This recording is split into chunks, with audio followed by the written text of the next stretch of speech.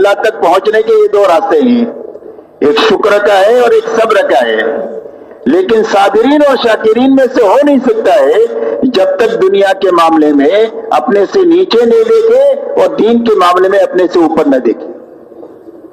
اور جب یہ دین کے معاملے میں اپنے سے اوپر دیکھے گا اور دنیا کے معاملے میں نیچے دیکھے گا تو اللہ اس کو صبر بھی دیں گے، شکر بھی دیں گے، اور ان دونوں راستوں سے اللہ تک یہ پہنچ جائے گا۔ اس لیے میرے دوستو، یہ محنت اس بات کی ہے کہ ہر ایمان والا اپنے غلط ماحول سے، جہاں غلط دیکھنے کا عادی بن چکا ہے، وہاں سے نکل کر کے ایک پاکیزہ ماحول میں آئے، جو مسجد کا ماحول ہے، اور وہاں پر 24 گھنٹے اعمال کی ایک فضا ہوتی ہے، اس فضا میں آ کر کے اپنے اندر میں پورے دین پر چلنے کی طاقت پیدا کریں۔ جب طاقت پیدا ہو جائے گی تو زندگی میں دین آ جائے گا۔ حضور صلی اللہ علیہ وسلم نے پوری امت میں پہلے محنت کر کے طاقت پیدا کیا حکموں پر چلنے کی، اور جب حکم پر چلنے کی طاقت پیدا ہو گئی، اب اللہ کی طرف سے جو احکامات آئے وہ سارے احکامات پر عمل جو ہے وہ آسان ہو گیا۔ اس لیے میرے دوستو، اپنی زندگی کو صحابہ کے آئینے میں دیکھنے کے لیے تبلیغ ہے کہ ہر آدمی اللہ کے راستے میں نکل کر اپنے آپ کو صحابہ کے آئینے میں دیکھے، اس لیے کہ حق مقید ہے آپ کے ساتھ اور آپ کے صحابہ کے ساتھ۔ حضور صلی اللہ علیہ وسلم سے پوچھا گیا کہ حق کیا ہے؟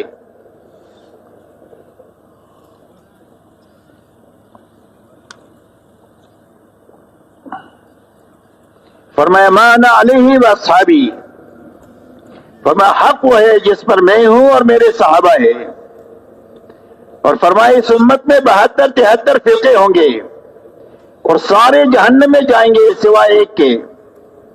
فرمایا کون جنت میں جائے گا؟ فرمایا جو میرے نقش و قدم پر ہے اور میرے صحابہ کے نقش و قدم پر ہے وہ جنت میں جائے گا۔ اس لیے میرے محترم دوستو، حضور پاک صلی اللہ علیہ وسلم نے اپنی ذات کو اور صحابہ کو حق کا معیار بنایا ہے کہ قیامت تک کسی کو حق سمجھنا ہے اور دین سمجھنا ہے اور دین کی محنت کا صحیح رخ سمجھنا ہے، تو اس کے لیے نمونہ حضور صلی اللہ علیہ وسلم اور صحابہ کی جماعت ہے، اور اس جماعت کی زندگی سے سمجھ کر اپنی زندگی تک وہاں تک جانے کی محنت میں لگاتے رہنا ہے، اور کرتے ہوئے جینا ہے، کرتے ہوئے مرنا ہے۔ جب اس کو منزل بنا کر چلنا شروع کریں گے تو یا تو اللہ پہنچا دیں گے، اور اگر نہیں پہنچ سکے راستے میں مر گئے تو اللہ تعالیٰ ان پہنچے ہوئے لوگوں کے ساتھ حشر فرما دیں گے۔ حدیث پاک میں آتا ہے کہ ایک آدمی نے قرآن کا حفظ شروع کیا، حافظ بننے سے پہلے مر گیا تو اللہ اس کو حافظ اٹھائیں گے۔ ایک آدمی کراچی سے حج کے لیے نکلا اور ایئرپورٹ پر ہی انتقال ہو گیا احرام کی حالت میں، تو اللہ اس کو حاجی اٹھائیں گے۔ ہم صحابہ کو اپنی منزل بنا کر کے دنیا میں چلتے رہیں گے، کام کرتے رہیں گے، اللہ سے مانگتے رہیں گے، تو یا تو اللہ وہاں تک پہنچا دیں گے، اور اگر نہیں پہنچ سکے راستے میں مر گئے تو اللہ کی ذات سے امید کی جا سکتی ہے کہ اللہ ان کے ساتھ حشر فرما دے۔ اسی لیے مولانا الیاس صاحب رحمۃ اللہ علیہ سے پوچھا گیا کہ آپ اس محنت سے کیا چاہتے ہیں؟ فرمایا میں اس محنت سے یہ چاہتا ہوں کہ حضور صلی اللہ علیہ وسلم امت کو جہاں پر چھوڑ کر گئے تھے دوبارہ امت یا امت کا ایک حصہ وہاں تک پہنچ جائے جہاں پر حضور صلی اللہ علیہ وسلم امت کو چھوڑ کر گئے تھے۔ ہماری تبلیغ کی منزل صحابہ ہے، ہم اس زندگی تک جانے کی محنت اور کوشش میں لگے ہوئے ہیں جس زندگی پر حضور صلی اللہ علیہ وسلم نے 100% صحابہ کو اٹھایا تھا۔ اب صحابہ میں کیا تھا؟ فرمایا 100% صحابہ میں دو بنیادیں ایک ساتھ پائی جاتی تھی۔ ایک تو پورا دین اپنی حقیقت کے ساتھ پایا جاتا تھا کہ جو قرآن میں ہے وہ زندگی میں ہے۔ کانوا کتاب اللہ یمشون علی الارض، فرمایا زمین پر اللہ کی چلتی پھرتی کتاب تھے۔ جو کرنے کے لیے کہا وہ زندگی میں ہے، جس سے بچنے کے لیے کہا اس سے زندگی بچی ہوئی ہے۔ جن صفات سے متصف ہونے کے لیے اللہ نے قرآن میں فرمایا ہے اس صفات سے زندگی متصف ہے، اور جس صفات سے دور رہنے کا حکم دیا ہے ان صفات سے اپنی زندگی کو بچائے ہوئے ہے۔ وہ کتاب قرآن کا نمونہ تھے جو زمین پر چل پھر رہے تھے۔ ایک مرتبہ ایک غیر مسلم نے کہا کہ تمہارا قرآن کہاں ہے؟ تو ایک صحابی کی طرف اشارہ کر کے فرمایا ھذا کتاب اللہ یمشی علی الارض، فرمایا اللہ کی کتاب ہے جو زمین پر چل پھر رہی ہے۔ تو ایک تو پورا دین اپنی حقیقت کے ساتھ زندگی میں تھا، اور زندگی میں دین پورا آئے گا تو اللہ کے وعدے پورے ہوں گے۔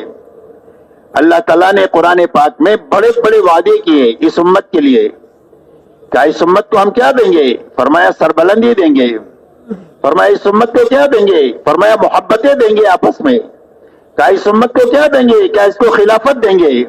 کہا اس امت کو کیا دیں گے؟ فرمایا دین کو، ان کے دین کو قوت دیں گے کہ دنیا کے سارے شعبوں پر قرآن کا راج ہوگا، منمانی کا اور نفسانیت کا راج نہیں ہوگا، بلکہ جو قرآن کہے گا ایسی زندگی کے مطابق حکومتیں بھی ہوگی، مزدوری بھی ہوگی، تجارت بھی ہوگی اور کھیتی بھی ہوگی۔ ہر آدمی اپنی ذاتی زندگی میں اور اجتماعی زندگی میں قرآن کے حکموں کا پابند بن کر کے جیے گا۔ ایسی قوت ہم دین کو عطا فرمائیں گے، اور ان کے خوف و ہراس کو امن سے بدل دیں گے۔ ان کے خوف و ہراس کو امن سے بدل دیں گے، دنیا کی زندگی کو پاکیزہ زندگی عطا فرما دیں گے، اور آخرت جنت کی شکل میں ان کی بنا دیں گے، جس کے بعد کبھی وہاں سے نکلنا نہیں چاہیں گے، کبھی وہاں سے ان کو نکالا نہیں جائے گا۔ اس لیے میرے محترم بزرگوں دوستو، ایک تو 100% صحابہ میں پورا دین اپنی حقیقت کے ساتھ پایا جاتا تھا۔ دوسری بات صحابہ میں یہ تھی کہ 100% صحابہ نے اپنی جان اور مال کو اللہ کے دین کے محنت کے تقاضوں کے مقابلے میں بے قیمت بنایا تھا، کہ ہماری جان کی اور ہمارے مال کی کوئی بھی قیمت نہیں ہے اللہ کے مقابلے میں، اللہ کے حکم کے مقابلے میں، اور اللہ کے بھیجے ہوئے نبی کے طریقے کے مقابلے میں ہماری جان مال کی کوئی قیمت نہیں ہے۔ ایک جان لگانے کا تقاضا ہے تو ایک جان لگائیں گے، خوشی خوشی لگائیں گے، اور گھرانہ لگانے کا تقاضا ہے تو گھرانہ لگائیں گے، برادری لگانے کا تقاضا ہے تو برادری کو اللہ کے نام پر لگائیں گے، اور اگر پورے ملک کو لگانے کا تقاضا پڑے تو پورے ملک کو اللہ کے نام پر اور اللہ کے حکم پر لگائیں گے، اس لیے کہ اللہ بڑے اور اللہ کا حکم بڑا۔ ایسا ہی ہمارا مال ہماری نگاہوں میں بے قیمت ہے۔ مسلمان کا مال تو بہت قیمتی ہے۔ اگر یہ نماز پڑھ رہا ہو اور کوئی چور چوری کر جائے تو حکم یہ ہے کہ اپنی نماز کو توڑ کر اپنے مال کو یہ بچا لے۔ مسلمان کا مال تو بہت ہی قیمتی ہے، لیکن اللہ کے دین کا تقاضا آ جائے، اللہ کا حکم آ جائے تو اس کے لیے ہماری جان بھی حاضر ہے، ہمارا مال بھی حاضر ہے۔ ایک بھی لگا سکتے ہیں، 1000 بھی لگا سکتے ہیں، اور جھاڑو مار کر پورا لگانے کا تقاضا ہے تو پورا بھی لگا سکتے ہیں۔ یہ دو باتیں 100% صحابہ میں تھی، اور دعوت کی محنت سے پوری امت پر محنت کر کے یہ دو بنیادیں امت میں زندہ کرنے کی محنت ہے۔ جب ایک مجمع امت کا ایسا بن جائے گا جس میں یہ دو بنیادیں زندہ ہوگی تو اللہ اس مجمع سے وہ کام لے لیں گے جو کام اللہ نے صحابہ سے لیا۔ اگر یہ تھوڑے ہوں گے تو اللہ اپنے لشکروں کو ان کے ساتھ کر کے اللہ زیادہ کر دیں گے، اور اگر یہ کمزور ہوں گے تو اللہ اپنے قوت ان کے ساتھ ملا کر ان کو قوی بنا کر کے اللہ وہ کام لے لیں گے، اور دنیا کی کوئی طاقت ان کے بیچ میں آ نہیں سکتی ہے، ان کو روڑا اٹکا نہیں سکتی ہے۔ اللہ اپنی قدرت سے کام کریں گے اور اس مجمع کے ذریعے سے کریں گے جن میں یہ دو بنیادیں زندہ ہو۔ اس لیے میرے محترم دوستو، ایک بڑا کام ہے جو ہمارے زمانے میں ہو رہا ہے۔ اس کام کو اچھی طرح سمجھنا ہے اور اچھی طرح کرنا ہے۔ اچھی طرح کرنے ہی سے آدمی بنے گا، صرف پھرنے سے بنے گا نہیں۔ زمین میں گٹلی صحیح رکھنا یہ ہمارے ذمہ ہے، درخت اللہ بناتے ہیں۔ نطفے کو صحیح جگہ پہنچانا یہ انسان کے ذمہ ہے، انسان اللہ بناتے ہیں۔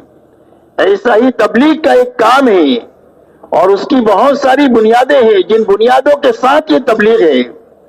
جب یہ بنیادوں کے ساتھ یہ تبلیغ ہوگی تو اللہ سب سے پہلے اس محنت میں لگنے والے کو اللہ توبہ دیں گے، پچھلی زندگی پر ندامت عطا فرمائیں گے، اور اگلی زندگی میں صحیح چلنے کا عزم اور ارادہ عطا فرمائیں گے۔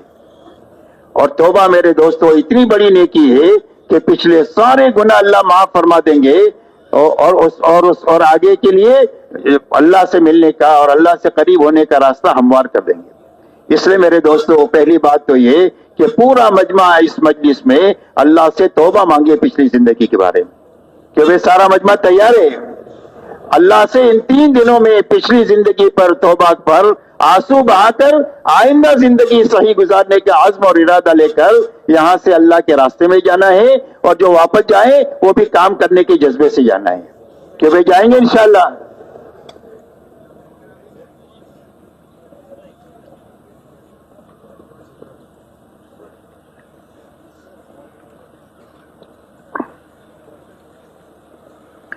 میرے محترم بزرگوں دوستو، اس لیے ایک تو پورا دین سمجھنے کے لیے اور اپنی زندگی میں لانے کی طاقت پیدا کرنے کے لیے تبلیغ ہے۔ اب پورا دین کیا ہے؟ تو پورے دین کی سب سے پہلی بنیاد لا الہ الا اللہ محمد الرسول اللہ ہے۔ اور میں سب سے پہلے ہر ایمان والے کا دل کا یقین یہ بنے کہ ہماری زندگی کے بننے بگڑنے کا تعلق ملک و مال سے نہیں ہے، ڈگری اور عہدوں سے نہیں ہے، چیزوں اور سامانوں سے نہیں ہے، بلکہ ہماری زندگی کے بننے بگڑنے کا تعلق صرف ایک اللہ کی ذات کے ساتھ ہے۔ اللہ ہی زندگیوں کو بناتے ہیں اور اللہ ہی زندگیوں کو اجاڑتے ہیں۔ بنانے والے بھی اللہ ہے اور بگاڑنے والے بھی اللہ ہے، اس لیے کہ اللہ خالق ہے اور اللہ کے علاوہ جو کچھ ہے وہ سب مخلوق ہے، اور مخلوق کے بارے میں اللہ کا فیصلہ یہ ہے لا یملک نفعا ولا ضرا ولا موتا ولا حیاتا ولا نشورا۔ فرمایا مخلوق چاہے ذرہ ہو یا پہاڑ ہو، چیونٹی ہو یا جبرائیل امین ہو، قطرہ ہو یا سمندر ہو، اور ایک پیسہ ہو یا لاکھوں اربوں خربوں ہو، یہ دنیا کے سارے نقشے ان کے ہاتھ میں نہ نفع پہنچانا ہے نہ نقصان پہنچانا ہے، نہ کسی کو مارنا ہے نہ کسی کو زندگی دینا ہے اور نہ کسی کو مار کر دوبارہ زندہ کرنا ہے، یہ سب کچھ تنے تنہا صرف ایک اللہ ہی کے ہاتھ میں ہے۔ اس لیے میرے دوستو، سب سے پہلے ہمارے دل کا یقین ہر ایمان والے کا یہ بنے کہ ہماری زندگی کے بننے بگڑنے کا تعلق اللہ کی ذات سے ہے۔ آج تک جتنوں کی زندگی بنی ہے اللہ کے بنانے سے بنی ہے، اور آج تک جتنوں کی اجڑی ہے اللہ کے اجاڑنے سے اجڑی ہے، اور اللہ اپنے کرنے میں کسی سبب کے پابند نہیں ہے۔ اللہ کی قدرت جو ہے وہ مطلق ہے، سبب کے پابند نہیں ہے۔ اللہ نے آسمان بغیر آسمان کے بنایا، زمین بغیر زمین کے بنائی۔ اللہ تعالیٰ نے دنیا میں 800 کروڑ انسان ایک گندے قطرے کے ذریعے سے بنایا، ہر ایک کی آواز الگ ہے، ہر ایک کی شکل الگ ہے، ہر ایک کا مزاج الگ ہے۔ فرمایا اللہ تعالیٰ خالق ہے اور اللہ کے علاوہ جو کچھ ہے وہ سب مخلوق ہے۔ اس لیے ہمارا دل، ہماری امید اللہ سے وابستہ ہو جائے اور ڈر اللہ سے لگے کہ ڈریں گے تو اللہ سے ڈریں گے اور امید رکھیں گے تو اللہ سے رکھیں گے، نہ مخلوق سے امید رکھیں گے اور نہ مخلوق سے ڈریں گے۔ سب سے پہلے دل کا یقین یہ بنے کہ ہماری زندگی کے بننے کا تعلق ایک اللہ کی ذات کے ساتھ ہے، اور اللہ کے یہاں سے زندگی کے بنانے کا ایک ہی ضابطہ ہے اور وہ صرف محمد الرسول اللہ ہے۔ کہ اللہ تعالیٰ زندگی کس کی بنائیں گے؟ فرمایا جو محمدی بن کر کے زندگی گزارے اور جو محمدی بن کر کے مرے، فرمایا اللہ تعالیٰ اس کی زندگی کو بنا دیں گے، جھوپڑا ہے تو جھوپڑے میں بنا دیں گے اور محل ہے میں تو محل میں بنا دیں گے۔ اس لیے زندگی بنانے کا ایک ہی ضابطہ ہے اور وہ صرف محمد الرسول اللہ ہے۔ اسی لیے فرمایا قل ان کنتم تحبون اللہ فاتبعونی یحببکم اللہ ویغفر لکم ذنوبکم واللہ غفور رحیم۔ اللہ جل شانہ ارشاد فرماتے ہیں اے ہمارے نبی جی، ہمارا شاہی فرمان انسانوں کو سنا دو کہ اگر تمہیں اللہ سے محبت کا دعویٰ ہے تو اس کی دلیل یہ ہے کہ میرے نبی کے پیچھے پیچھے چلو، اور جو حضور صلی اللہ علیہ وسلم کے پیچھے پیچھے چلے گا اللہ اس کو اپنا محبوب بنا دیں گے، اور انسان کبھی غلطی ہو جائے گی تو اللہ غلطی کو معاف فرما دیں گے، اس لیے کہ اللہ معاف کرنے والے بھی بڑے ہیں اور اللہ رحم کرنے والے بھی بڑے ہیں۔